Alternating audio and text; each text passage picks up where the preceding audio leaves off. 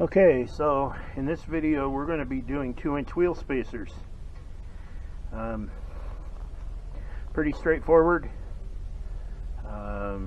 Just some basic sockets, a torque wrench, take the old lug nuts off the wheels, lay them aside, use the lug nuts that come on the spacers and put them up against the hub on the inside, but I'll get into more of that when we move the camera and we start doing one of these.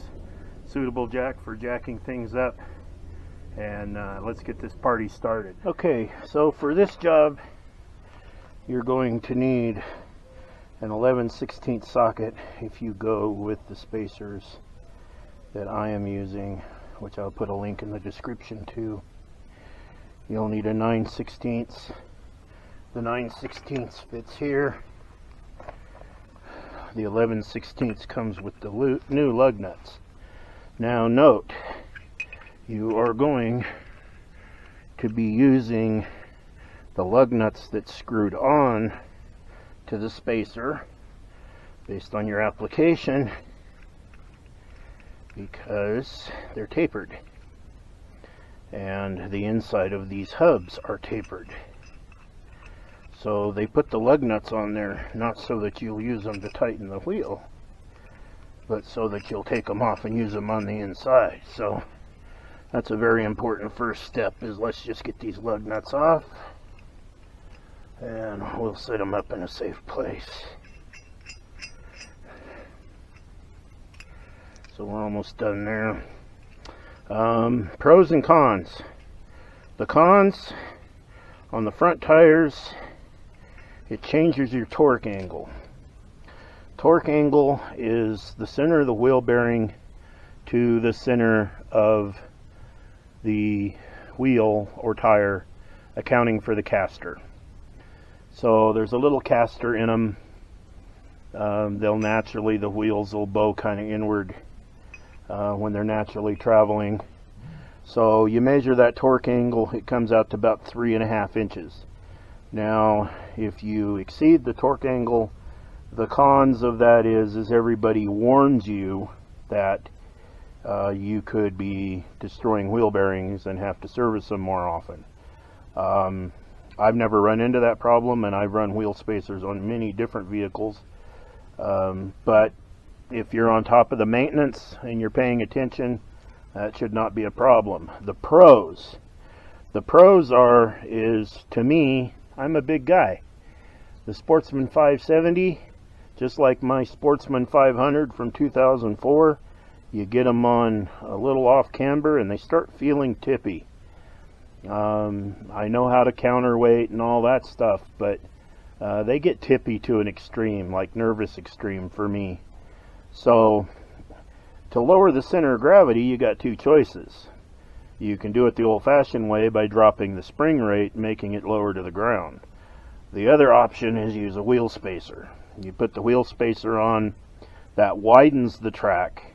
So mathematically, by widening the track, you're still keeping the same height on the quad, but you are effectively lowering the center of gravity, because by moving the wheels out, you make it more stable vertically. So I'm going to quit talking about all the technical stuff, and we'll get on with the install. So we are just going to, you might want to pre-loosen these with a ratchet if you're using a 3/8 drive impact. Polaris don't want these things to come off. I've seen them change these and actually be torquing them and break wheel studs. So that isn't very exciting. So I will show you real quick. This is a bud nut. So it has a washer that spins, and compared to what comes on the spacer, it's tapered. So this is the importance of saving your bud nuts to put your wheel back on, and using the included nuts with the spacer to put on your hub. So there's our hub. I'm going to put these nuts up here for safekeeping.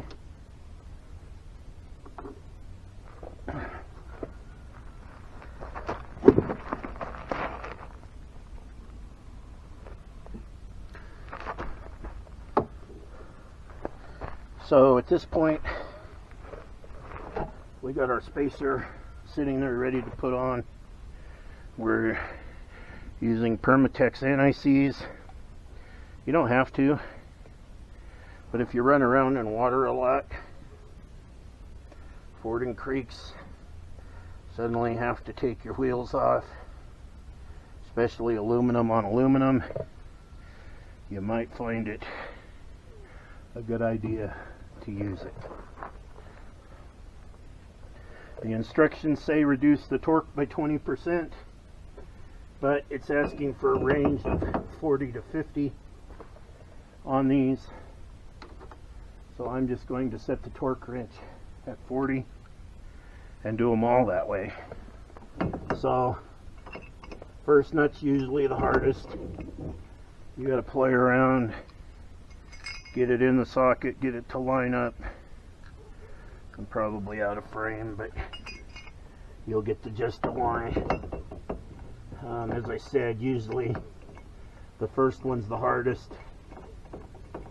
Once you know it's threading on there, go ahead and start your other three. I put enough anti-seize on them that it's also, as it runs down, it's going to coat the nut. So you are going to get some anti-seize on the taper, which is also a good thing. So once you're pretty sure you've got the thread started, but you can slide the nut out just a little bit and see if it's attached.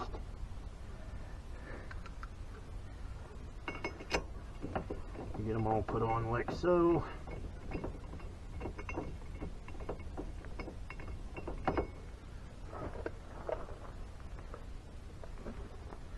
Grab your gun. If I haven't mentioned this already, for those of you that are able to lock the brakes, lock the brakes. Otherwise you'll be doing this on the ground. So all I'm going to do is run them down snug.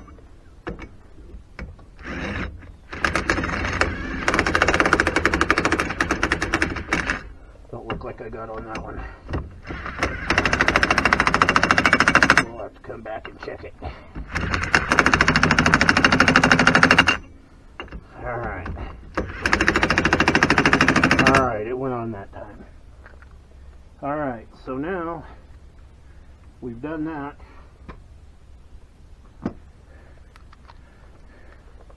And now we're going to torque them opposingly with a torque wrench.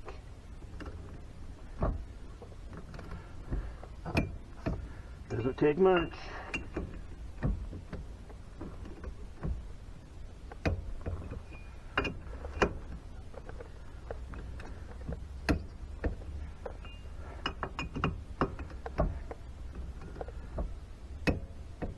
There you go. So at this point now, we're going to grab our anti-seize again.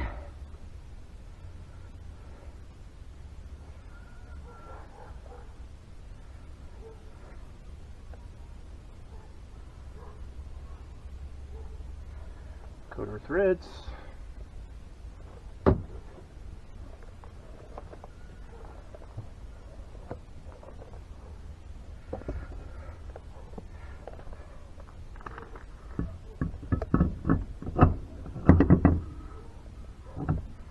Bring our wheel in.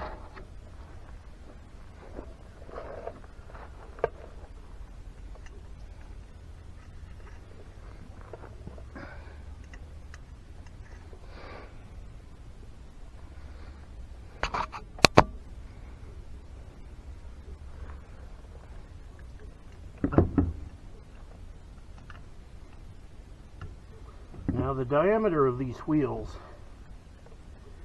studs, are the diameter of the wheel itself, minus a little bit. Some people's concern is wheel spacers don't have the self-centering lug. Well, if you look real close at the Polaris wheels, where they contact the hub, they actually don't touch the centering lugs. The centering is done at the stud. And face it, folks, most of us are not going to be running down the road at 100 miles an hour.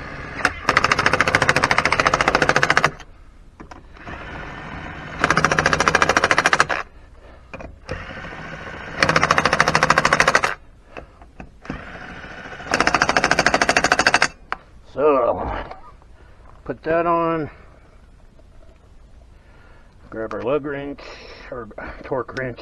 Wow, it's been a long day.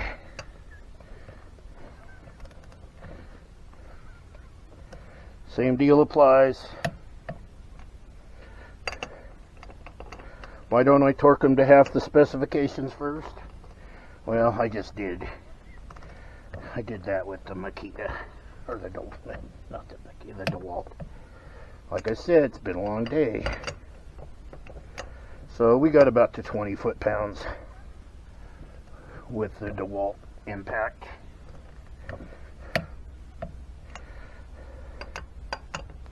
If you notice, I torqued them cross staggered, so you work straight across from one another. Go back to your first stud after you get them all tight. If it clicks right away, good enough. There you go. So that's a 2-inch wheel spacer on a Polaris Sportsman 570. These wheel lug patterns hasn't changed back as far as I can remember. I had a 98 425 Magnum, same wheels. 2004 and 2006 500 HO, same wheels. 2017 570, same wheels. Now you may have alloy wheels, so pay attention to those. I haven't ever had alloys on mine, but anyway, the other 4 are just like this one, so I'm not going to repeat it. I'm just going to go through this and then we'll show you what it looks like when we're done.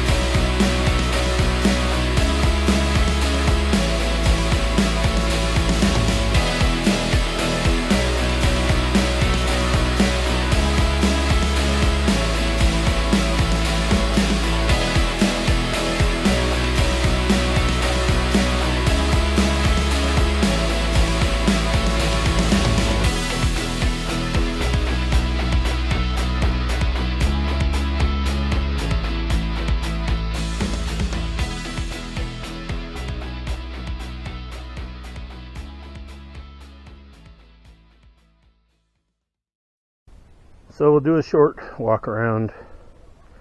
So there's the back.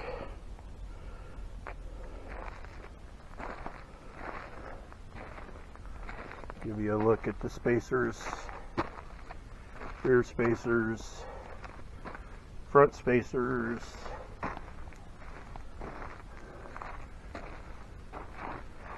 There's the new stance with the spacers on.